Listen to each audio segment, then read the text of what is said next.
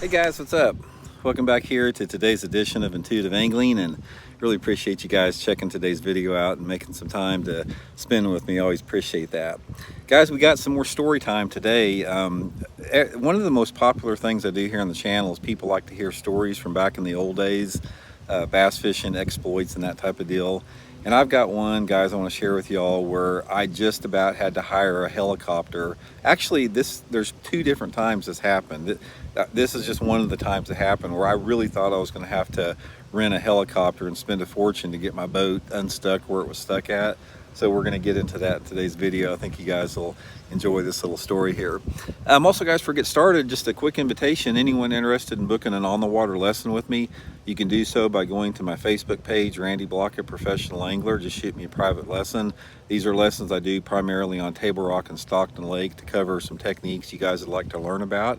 And also, guys, big thank you. Just wanted to extend a thank you for everybody that's hit that subscribe button here to the channel and use all the links I put in the description of each video. I know you guys get tired of hearing that, but really, guys, if you guys weren't doing that, I couldn't have a YouTube channel. So thank you very much for that. Okay, this was actually, I wanted to redo this one because I think the first year I had a YouTube channel, I think I did a video on this about 4 years ago, but that was, 140,000 subscribers ago. So most of you guys probably haven't heard of this one. But this was one of two tournaments that I fished. I'll tell the other story at some other time, but this was one of two tournaments that I fished where I got stuck unbelievable in my boat. And one of the things about it is when I was fishing Bassmaster, before they instituted like the 250 horsepower rule, we had a 150 horsepower rule, and our boats were smaller. At the time, I had I believe it was a Ranger, a 350 Ranger with a 150 on it.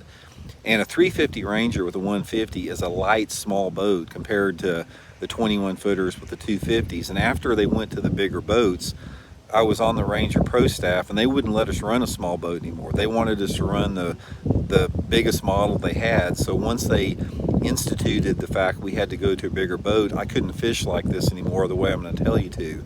But one of the primary techniques that I used for many years fishing was I would purposely try to get into the most hardest to reach areas of any lake that I fished. Backs of creeks, running over mud flats, jumping over sandbars, just doing anything I could to get away from the crowd. And it paid off. I had a lot of high finishes, and made a lot of classics because of it. So this particular one, what it was, this was a Bassmaster Invitational back, I think it was 1989 or 1990 down at the Arkansas River at a Pine Bluff. And anyway, if you've never been on the Arkansas River down there, there's a lot of backwaters and islands out in the river and chutes you can run through, and it's pretty complicated place to fish. And one of the things you got to remember is back then all I had was a paper map and a flasher. And a compass. We didn't have any GPS, we didn't have any mapping capabilities. We took a paper map and put it on your lap, and you ran down the lake looking at the paper map on your lap, looking at your flasher. So anyway, I was studying this map, and I was running up the lake about probably 30 miles an hour. And I was wanting to get into this one. I saw a creek on the back side of this island that you had to run through this chute to get in this particular creek. And I looked at this creek on the map, and it went a long way up in there. So I knew that if I could get into that creek, it would have some deeper water. But you had to run across this probably about a half a mile long section, at least a half a mile, probably maybe even a mile, I don't know, it was a long way. But behind this island, you had to run back behind this island in order to access that creek. So anyway, I was running through there, and I got up on plane, and I'm running through this back chute there, and it's holding pretty steady at about 4 foot, and I'm only going like 30 miles an hour or something.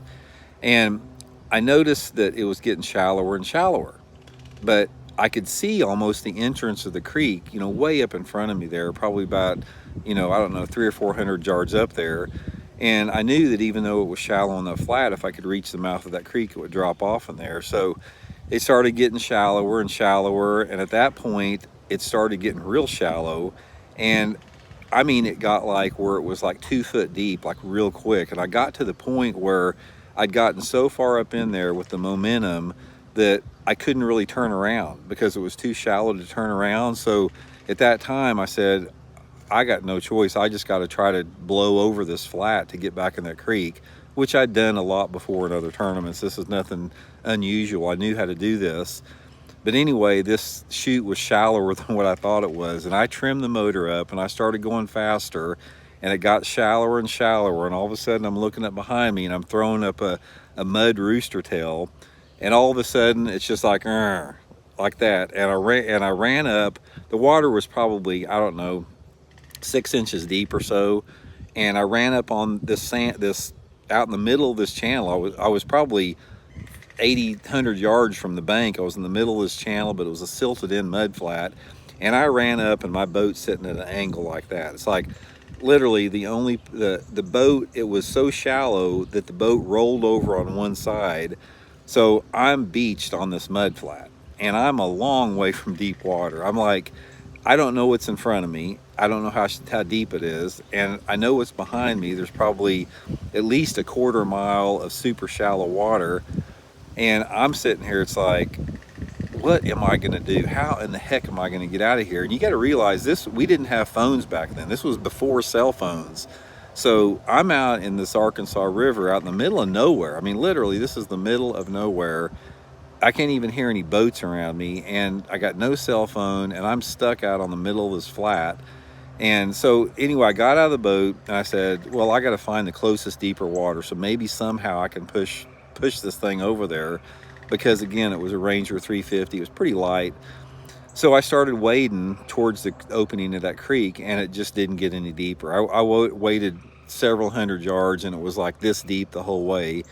And I waded behind me, and it was about that deep, but it started to get a little bit deeper, you know, maybe a foot or so as I got, you know, 300 or 400 yards back to where I just came in at. So anyway, I said, what am I gonna do? I'm racking my brain trying to figure out what to do. And then here again, this is like, I don't know, it's probably around 11 o'clock or noon, something like this, when this happened. So what I did is I went back and I got a hold of the nose of the boat, and I started to try to swing the boat around, you know, where it was, you know, pointing back where I came from, so I could at least get pointed in that direction. And the bottom was this real silty, soft sand. It was like when you stepped in it, it's like you'd sink down several inches, but it was really, really soft. So the boat would move pretty easily through that soft, you know, sand, even though it was really shallow. So I got the thing turned around, and I said, the only thing that I can even think about doing is like, I'm gonna take and I'm gonna dig out, you know, an area behind the prop there to try to make some deeper water where maybe I can push my way, you know, forward. So anyway, I got down there, and I can't remember what I had at the time. Oh yeah, back then we used to carry a paddle. You know, that was part of the safety equipment. You had to carry a paddle. So I carried like a little 3-foot paddle with me in the boat. So I got back there and I started scooping out the water around the lower unit, and I scooped it out about, you know, 1.5 feet deep where I could trim the motor down in that little hole. So I got in the boat, started it up, and goosed it. And it's like when I'd goose it, the boat had moved forward about 6 inches and then stop. So it's like, God. So I got back out there, and after it stopped, I dug another hole, trimmed the motor up, and dug another hole. And back then I had what was called a Mercury Paralift jack plate that lifted the motor all the way out of the water. So I lifted that thing up all the way, dug another hole, got in the boat, goosed it, went another 6 or 8 inches, and stopped again. Guys, to make a long story short, I spent the entire day digging a hole out and goosing it forward little by little by little. And by the time it was like almost dark, I hadn't even gotten halfway back to where it started to get shallow. I've still got, it's almost dark now, and I've still got another 100 yards to go of doing this. So anyway, I just said to myself, it's like, I'm here for the night.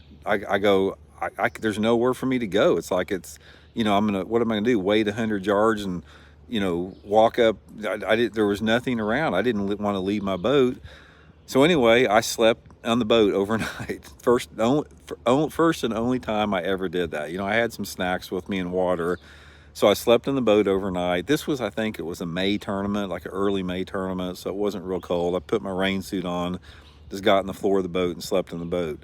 Got up the next morning, started doing the same thing, digging my hole out, pushing forward, probably, you know, a foot or so at a time, you know, and it was starting to get a little bit deeper, but the boat was still on sand. There was no moving at all. So this went on for about probably another 6 hours. I did this, and finally, after a full day the other day, half a day digging this out, I'm freaking exhausted at this point, and it finally got deep enough where the boat was floating. So boat's floating, I got back in there, I trimmed the motor up, guys, and the propeller, it's like, you know, the blades on a propeller, they're you know, usually 8 or 10 inches long.